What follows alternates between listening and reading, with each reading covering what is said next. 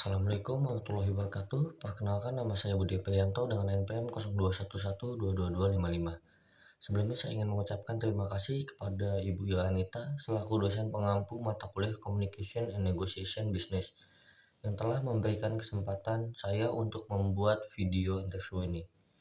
Izinkan saya membaca sedikit pertanyaan dari Ibu. Yang pertama itu, ceritakan tentang diri Anda.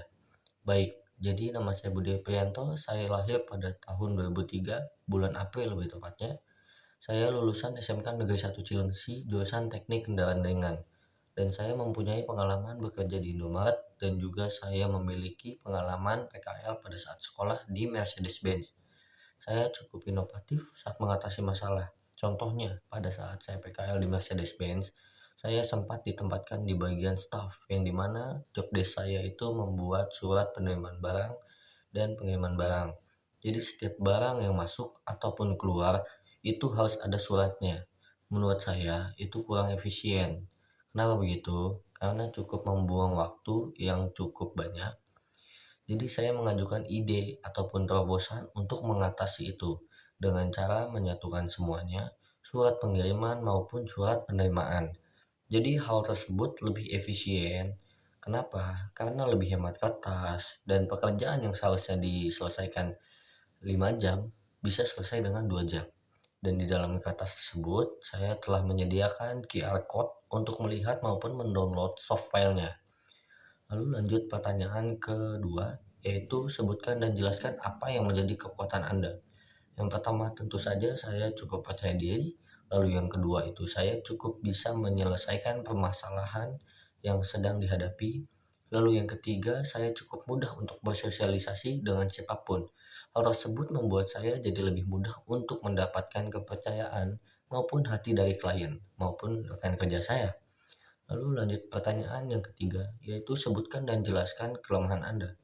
Kelemahan saya menurut saya itu cuma satu, yaitu saya cadel. Tapi cadel tidak bisa menghambat saya dari apapun, karena seperti yang saya jelaskan tadi, saya cukup percaya diri. Lalu kita lanjut ke pertanyaan yang keempat, yaitu bagaimana Anda melihat diri Anda dalam 5 tahun ke depan. Sebenarnya agak sulit untuk menjawab pertanyaan ini, tapi saya hanya bisa berharap dan berjuang agar diri saya bisa terus berkembang dari skill maupun pengetahuan saya.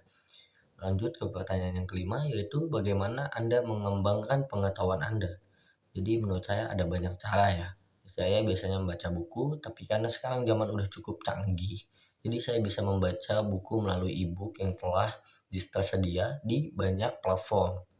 Lalu yang keenam, berapa gaji yang Anda harapkan?